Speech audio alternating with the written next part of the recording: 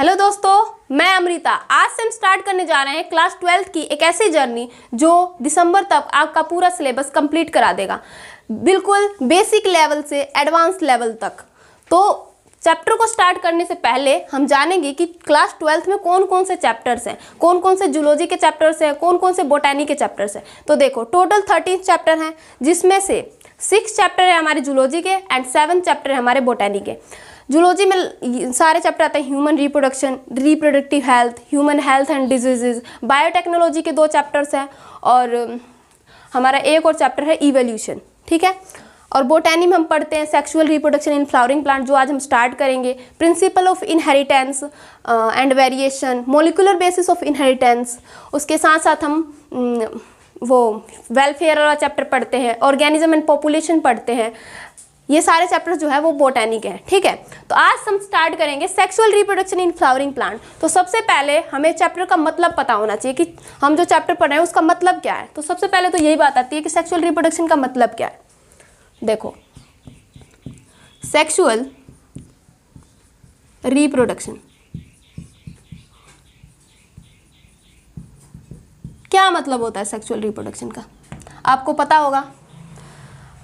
नहीं पता है तो मैं बता रही हूँ। देखो, सेक्सुअल रिप्रोडक्शन का मतलब होता है जहाँ पर 2 सेक्सेस इन्वॉल्व होती हैं, मेल और फीमेल, जहाँ पर गैमीट का फ्यूजन होता है। जैसे हमारे अंदर होता है, एक होता है मेल और एक होता है स्पर्म। मेल का जो गैमीट होता है वो होता है स्पर्म, और जो फीमेल का गैमीट होता है वो होता है एग।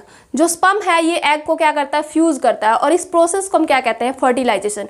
स्पर्म क्या है, गैमीट है, एग क्या है, गैमीट है। तो यहाँ पर क्या होती है सेक्सुअल रिप्रोडक्शन में, बेसिकली फॉर्मेशन होती है, फॉर्मेशन ऑफ गैमीट। गैमीट की फॉर्मेशन होती है। गैमीट कौन कौन से हो जाएंगे, हमारे स्पर्म हो जाएंगे एंड एग हो जाएंगे। एग को आप ओवा भी बोल सकते हो। और बाद में इन्हीं गैमीट का क्या होता है, फ्यूजन होता है। और इस फ्यूजन को हम क्या बोलते हैं, ये एक पूरा स्टेप होता है जिसे हम बोलते हैं फर्टिलाइजेशन।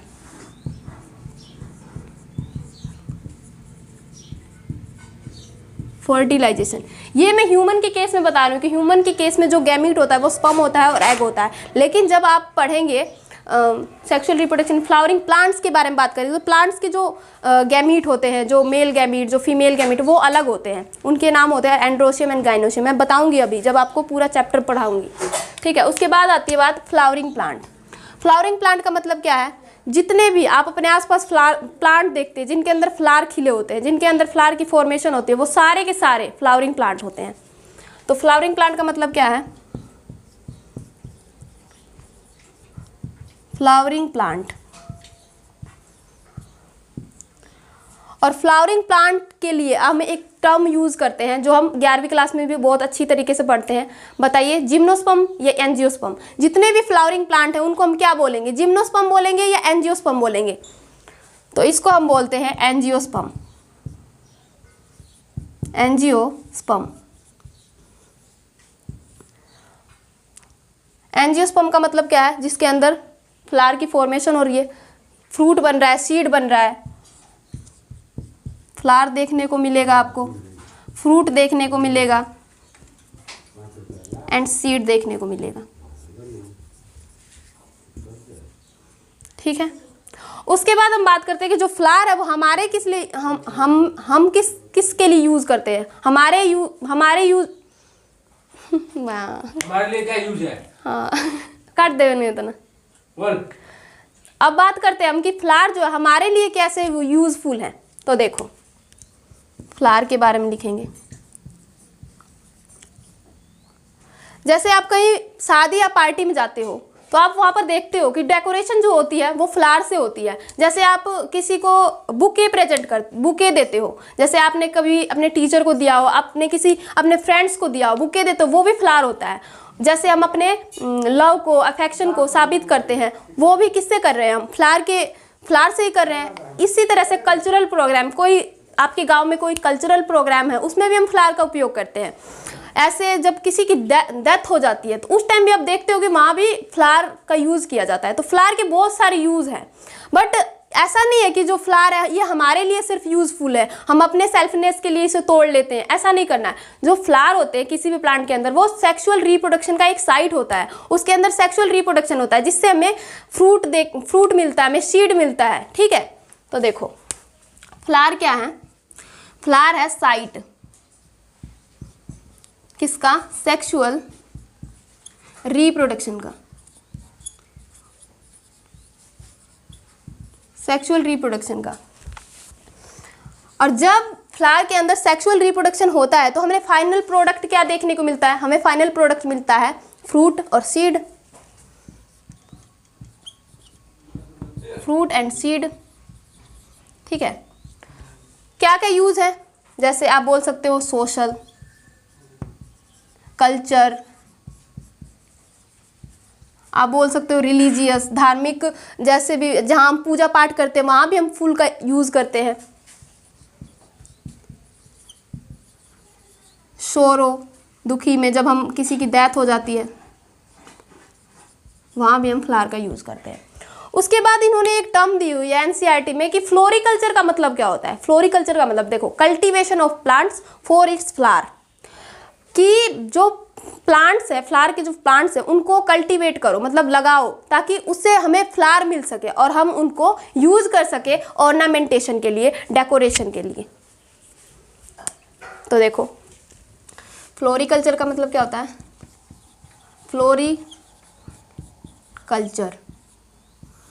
फ्लोरिकल्चर का मतलब होता है, इसे हम साइड में करते हैं, इससे जो फाइनल प्रोडक्ट मिलेगा, फाइनल प्रोडक्ट वो मिलेगा हमें फ्रूट एंड सीड। ठीक है, फ्लोरिकल्चर का मतलब क्या होता है, कल्टीवेशन ऑफ प्लांट, प्लांट का कल्टीवेशन करो, उसे लगाओ ज़्यादा से ज़्यादा, ताकि हमें उससे जो फ्लावर है वो प्राप्त हो और हम उसे ऑर्नामेंटेशन के लिए यूज़ करें। Cultivation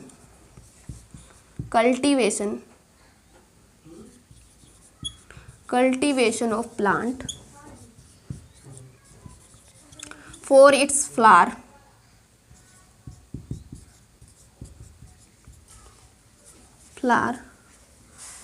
for its flower ornamentation।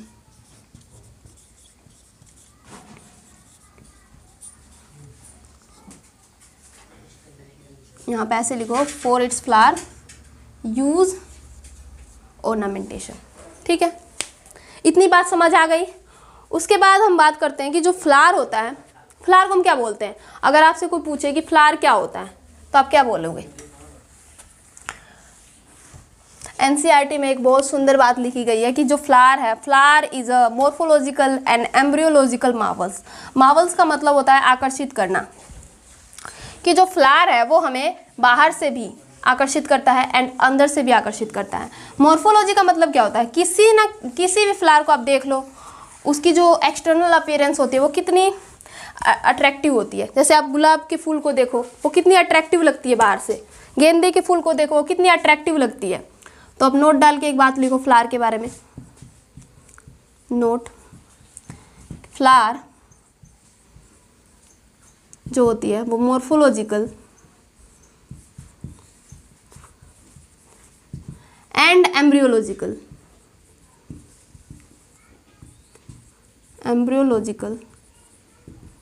Marvels, ये हमें बाहर से और अंदर से दोनों तरह से लुभाने वाली होती है जो फ्लावर होती है। मॉर्फोलॉजिकल का मतलब क्या है, एक्सटर्नल अपीयरेंस। जब हम बाहर से फ्लावर को देख रहे हैं,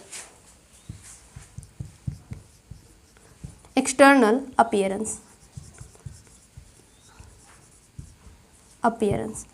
और एम्ब्रियोलॉजिकल का मतलब क्या है, यहाँ पर क्या हो रही है, यहाँ पर गैमीट की फॉर्मेशन हो रही है, यहाँ पर मेल और फीमेल गैमीट बनते हैं।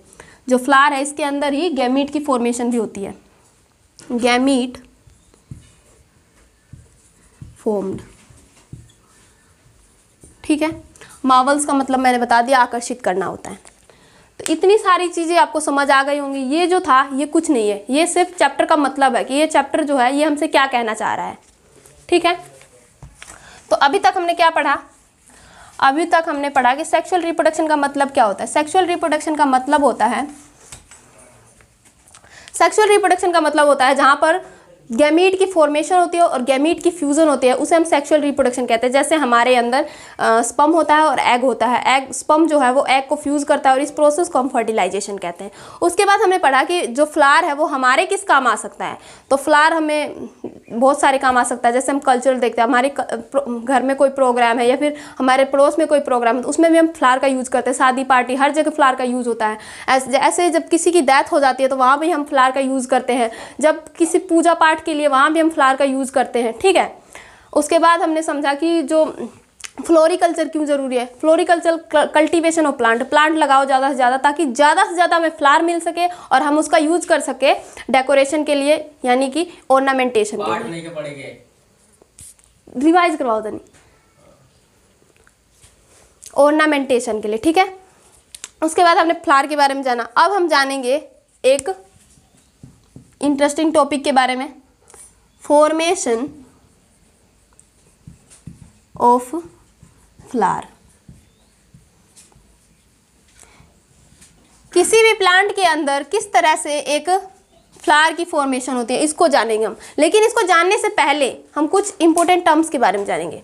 जैसे मेरिस्टेम, जो पहला टर्म है वो है मेरिस्टेम। मेरिस्टेम, मेरिस्टेम क्या होता है? मेरिस्टेम ऐसे ग्रुप ऑफ सेल्स होते हैं जो एक्टिवली डिवाइड करते हैं, जो डिवाइड करते रहते हैं, 1 से 2, 2 से 4, 4 से 6, 6 से 8 ऐसे। तो ये क्या हुआ? ग्रुप ऑफ सेल जो क्या कर रहा है? एक्टिवली क्या कर रहा है? डिवाइड कर रहा है, एक्टिवली डिवाइड, ठीक है।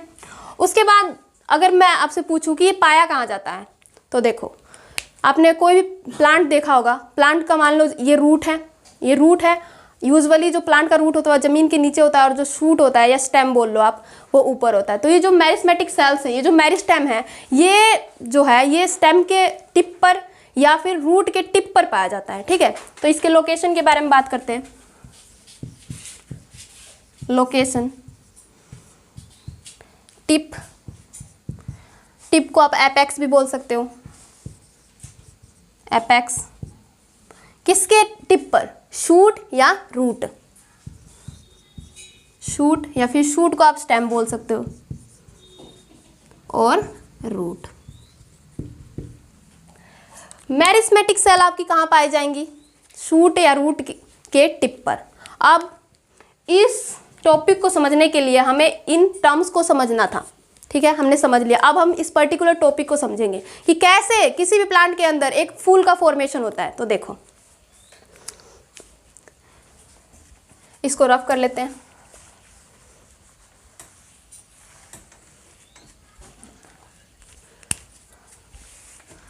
यहां पर मैंने बना दिया एक शूट, मान लो ये शूट है। जब ये शूट है तो ये शूट की क्या हुई? टिप हुई। और मेरिस्मेटिक सेल्स कहाँ पाए जा रहे होंगे? शूट के टिप पर। तो यहाँ पर हमारे क्या मौजूद है? मेरिस्मेटिक सेल्स या मेरिस्टेम। ये क्या है हमारे? Meristematic cells. यहाँ पर एक लीफ बना लेते हैं हम, ठीक है। तो देखो इसे हम क्या बोल सकते हैं? शूट, मेरिस्टेम,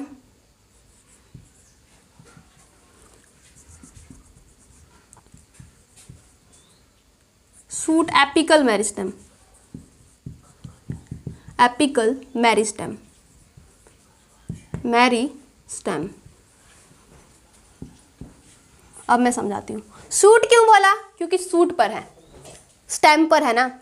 टिप क्यों, एपिकल क्यों बोला? क्योंकि टिप पर है। मैंने आपको बताया था ना कि टिप को हम एपेक्स भी बोल सकते हो। मेरिस्टेम क्यों बोला? क्योंकि मेरिस्मेटिक सेल्स मौजूद है यहाँ पर, ठीक है। अब यहाँ पर मैंने एक लीफ बना दी। जब आप स्टार्टिंग में एक सीड को बोते हो तो वहाँ से सबसे पहले एक लीफ ही निकलेगी ना। एक लीफ निकल गई मान लो, ठीक है। लीफ निकल गई और यहाँ पर मेरिस्मेटिक सेल्स जो हैं वो डिवाइड कर रहे हैं। ये जो सेल्स हैं ये क्या होते हैं? अब आप पूछोगे मेरिस्मेटिक सेल्स क्या होते हैं, इसलिए तो मैंने पहले ही बताया था। ये ऐसे ग्रुप ऑफ सेल्स होते हैं जो एक्टिवली डिवाइड करते हैं, ठीक है। अब क्या होता है?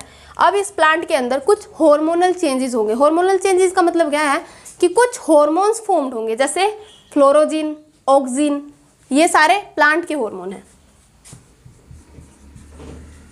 हार्मोन फॉर्म्ड, जैसे ऑक्सिन, ऑक्सिन या फ्लोरोजिन। ठीक है, अब देखो अब क्या होता है। जैसे यहाँ पर हॉर्मोन्स फॉर्म्ड हुए तो ये जो प्लांट है ये चेंज हो गया। ये भी अभी भी शूट है, इसके ऊपर अभी भी क्या पाई जा रही है, मेरिस्मेटिक सेल्स पाई जा रही हैं। इसको हमने नाम दे दिया फ्लोरल, फ्लोरल प्रीमोर्डियम, प्रीमोर्डियम, फ्लोरल प्रीमोर्डियम। लेकिन आप पूछोगे, आपके दिमाग में क्वेश्चन आना चाहिए कि मैम डिफरेंस क्या है shoot apical meristem and floral primordium में, ये तो दोनों एक जैसे ही दिखाई दे रहे हैं। तो देखो यहाँ पर रेट ऑफ सेल डिवीजन जो है वो बढ़ चुका है, रेट ऑफ सेल डिवीजन जो है वो बढ़ चुका है, इसलिए हमने इसे क्या बोला, फ्लोरल प्रीमोर्डियम। ठीक है, अब जितनी चीजें यहाँ पर हुई है हम उसे नीचे लिख लेते हैं। यहाँ पर स्लो डिवीजन हो रहा था, लेकिन यहाँ पर क्या हो रहा है, फास्ट डिवीजन हो रहा है। उस रेट ऑफ सेल डिवीजन का हो रहा है। ठीक है, देखो सबसे पहले क्या हुआ, लीफ अराइज हुई, लीफ अराइज हुई। ठीक है, समझ आ गया। यहाँ पर कुछ ऑफलाइन बच्चे पढ़ रहे हैं ऑनलाइन के साथ साथ। ठीक है,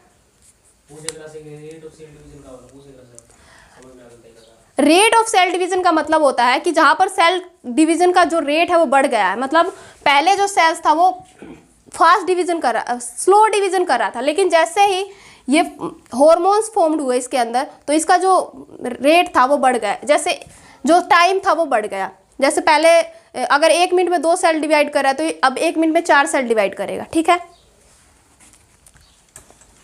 देखो क्या हुआ, सबसे पहले लीफ अराइज हुई। कोई भी बीज बोओगे आप सबसे पहले आपको लीफ ही दिखेगी ना। ठीक है, उसके बाद शूट एपिकल मेरिस्टेम हमको दिखा। जो शूट एपिकल मेरिस्टेम था वो किस में चेंज हो गया, फ्लोरल प्रीमोर्डियम में चेंज हो गया। Shoot apical meristem, meristem. ठीक है, shoot apical meristem change into किस में चेंज हो गया, ये किस में चेंज हो गया, ये चेंज हो गया फ्लोरल प्रीमोर्डियम में, फ्लोरल प्रीमोर्डियम।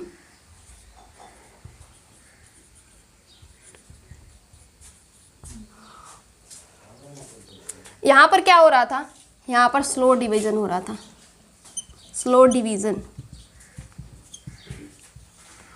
और जैसे ही हार्मोन्स फॉर्म्ड हुए मतलब फ्लोरल प्रीमोर्डियम में फास्ट डिवीजन हुआ, फास्ट डिवीजन। ठीक है,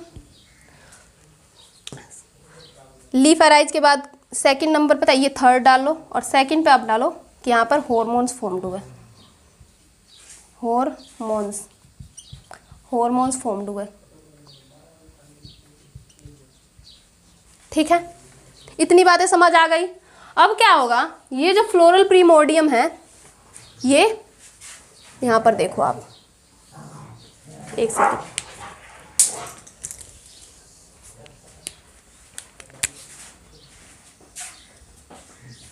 अब मैंने इसको कह दिया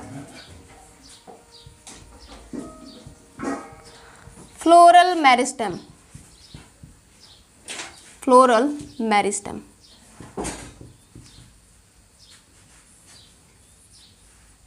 क्या डिफरेंस है फ्लोरल प्रीमोर्डियम में और फ्लोरल मेरिस्टेम में, क्या डिफरेंस है?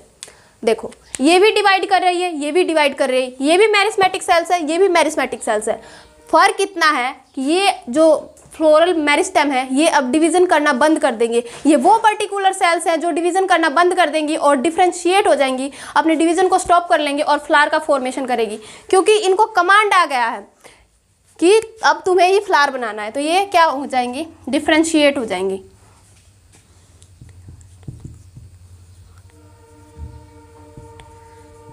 डिफरेंशिएशन हो जाएगा। डिफरेंशिएशन का मतलब क्या है यहाँ कि डिवीजन जो है स्टॉप हो जाएगा, स्टॉप डिवीजन।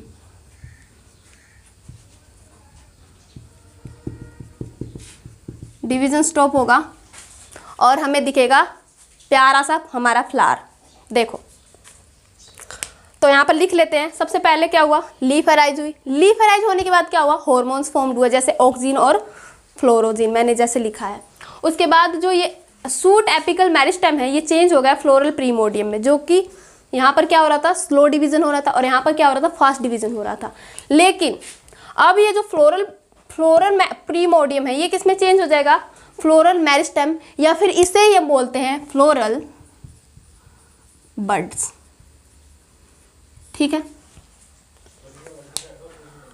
तो यहाँ पे लिख लो फ्लोरल फास्ट डिवीजन हुआ और अब फोर्थ आ जाएगा। देखो यार, देखो क्या हुआ, फ्लोरल प्रीमोडियम चेंज हो गई फ्लोरल। लेकिन इन सब के बीच में कुछ आपको लगता नहीं है कि स्ट्रक्चरल चेंजेस भी हो रहे होंगे ना, स्ट्रक्चरल चेंजेस। अब एक पौधा है उसमें लीफ निकल गई, क्या हमेशा एक लीफ ही रहेगी, उसके स्ट्रक्चर में भी चेंजेस आएंगे। एक जब पौधा होता है वो छोटा होता है, लेकिन टाइम बाय टाइम उसमें चेंजेस भी आते हैं, तो कहीं ना कहीं इसमें स्ट्रक्चरल चेंजेस भी हो रहे हैं। तो जो हमारा फोर्थ स्टेप होगा वो होगा स्ट्रक्चरल चेंजेस। Structural changes. उसके बाद क्या हो, फ्लोरल प्रीमोडियम,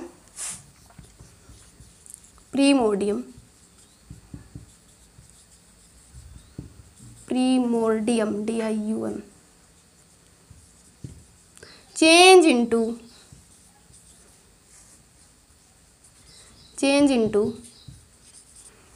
floral मेरिस्टेम, या फिर आप इसे फ्लोरल बड्स भी बोल सकते हो। ठीक है, टू फॉर्म फ्लावर।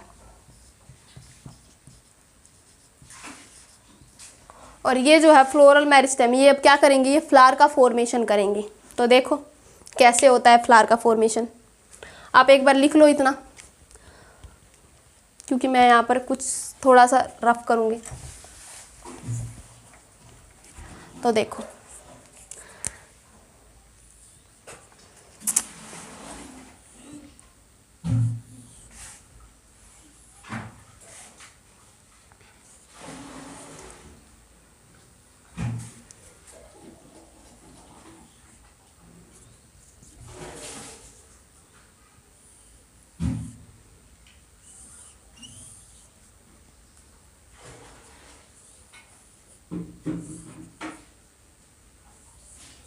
ये मैंने क्या हुआ यहाँ पर, अब जो फ्लावर है उसकी क्या हो गई, फॉर्मेशन हो गई।